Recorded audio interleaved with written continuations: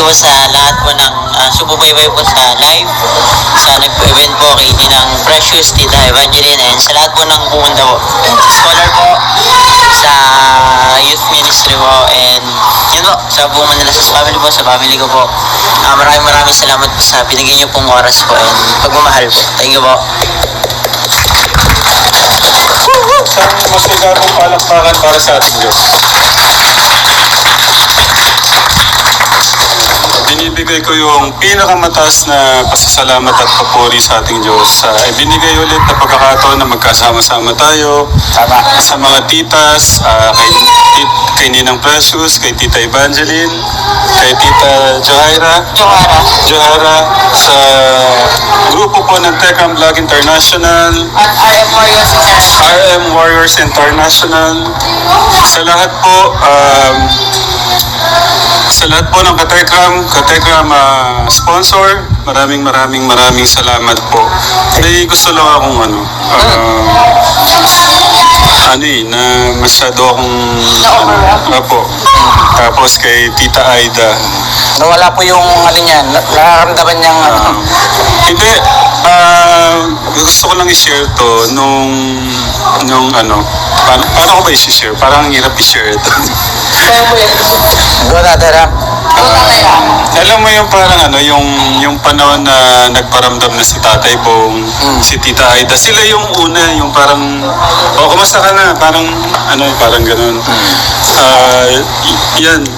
Tito Bong, kay Tatay Bong, kay Tita Aida, sila yung parang nagbigay ng nun. Kumbaga, humingi nga ako ng sign kay God na sabi ko, Lord, ano ba yung negosyo namin? O mag-gano muna ako? Sabi kong ganun. So, siguro, yung sign, ituloy-tuloy natin yung ating mission.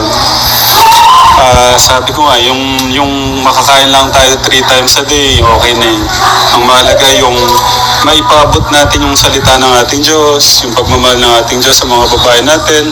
Tapos yun nga, binless pa tayo ng mga kagaya ni Tatay Bong, ni Tita Aida, sila Tita, sa Ninang Precious, at Tita Evangeline, at sa grupo po ng Tekram Vlog International, at Katekram Family Sponsor, maraming salamat. Thank you! Cheers, Kuya. Welcome back ulit. Love you. Sabi ko kay Kuya, alam mo na yung tama't mali. Sabi ni, nakakatuwa lang yung mga message nung kanina. Papantayan ka namin. Huwag ka lang mawakwak. Sabi ko, sweet na nasabi.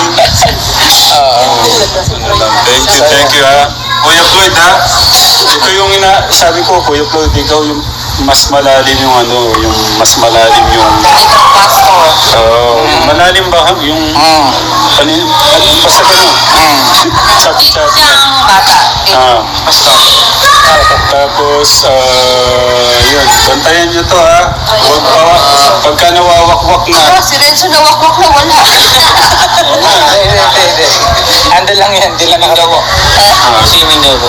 Si nanay mo na, tapos Magsiswimming tayo? Swimming daw po siya. Kala ko magpapaswimming si Kuya Luis eh. si nanay, baka may Syempre si nanay, nakapag-thousand to kanina eh. ang galing.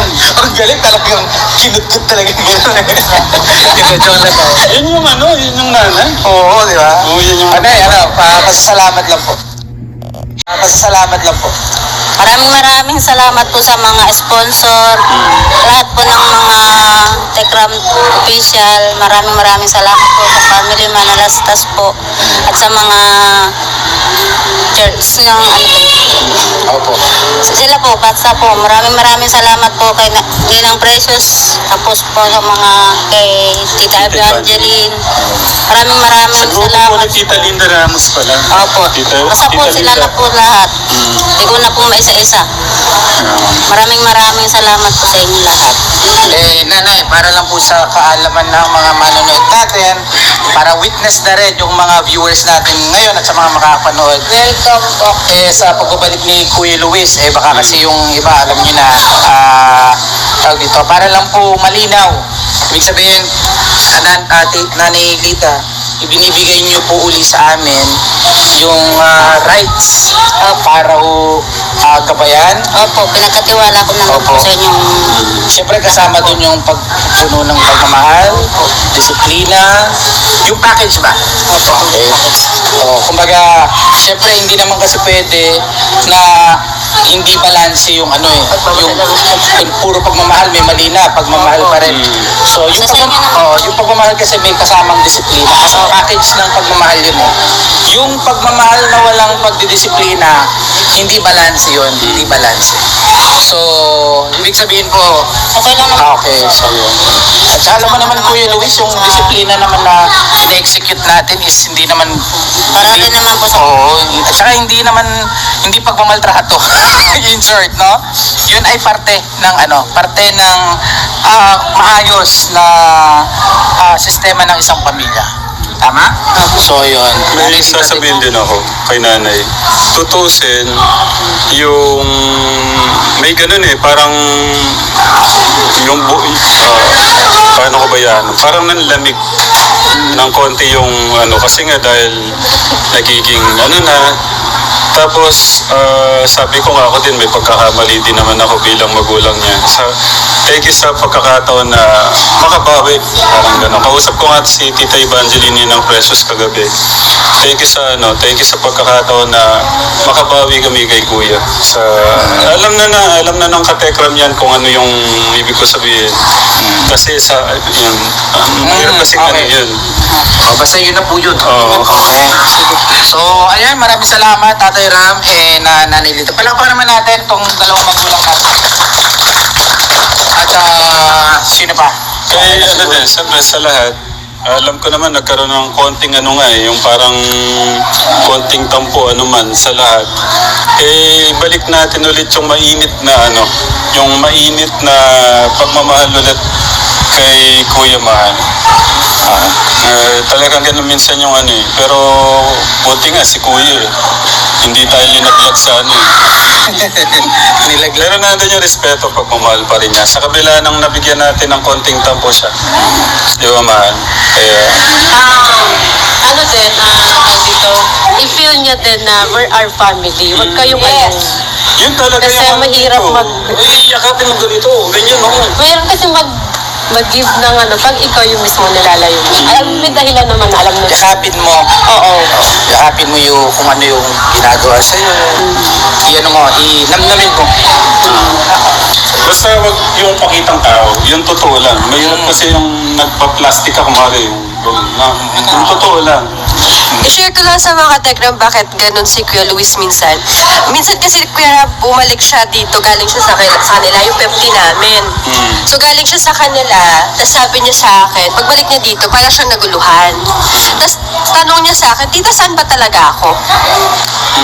Feeling ko dun hindi ko alam, pero pag gumagano si Kuya Luis, ang iniisip ko lagi, baka ganyan siyang nilalayo niya yung sarili niya kasi hindi niya talaga pa rin not really matanggap. Parang hindi niya sa sarili niya na pamilya kayo, ikaw nanay tatay ka rin niya, parang dalawa kayong pamilya.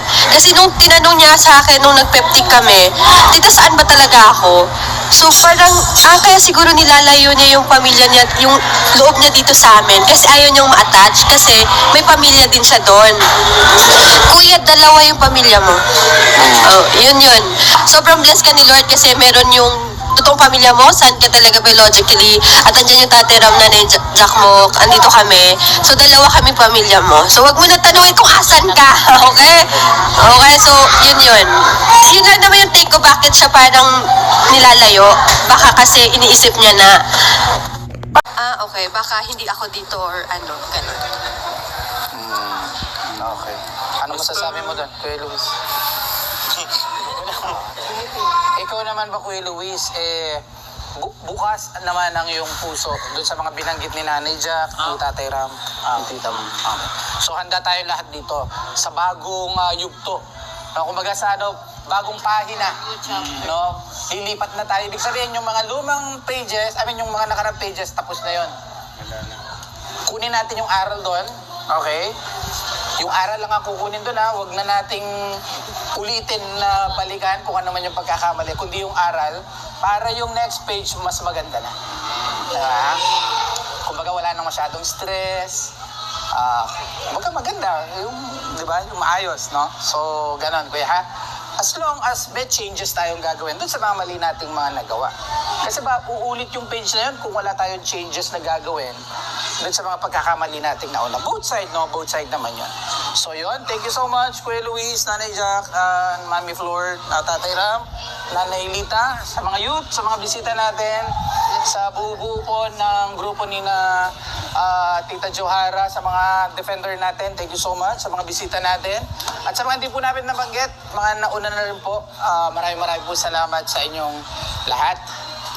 So, first of all po, I believe na ito po God's will or God's purpose po. No? So, ano naman po yung nangyari na alam naman po natin na nagkaroon ng negative effect or impact po sa family po ng Manalastas family and yung other side po is alam po natin na hindi po may compare yun dun sa galak or sa saya po na padating at nararanasan po natin ngayon. So, alam ko po na yung will po ni God is maibalik si Kuya Luis po ngayon at salamat po sa kanya, yung puso niya po is talagang malambot pa rin po kasi kahit na marami po siyang pinagdaanan, hindi po siya nagtanim, hindi po siya nag-ipon ng galit sa Manalastas family po. At yun po, message ko po tuloy-tuloy po yung paglilingkod niya sa ating Panginoon at will po ito ni Lord para mas mapalapit po siya sa ministry na ating Panginoon, magamit yung kanyang buhay at yun po yung pagsunod sa ating pong Diyos.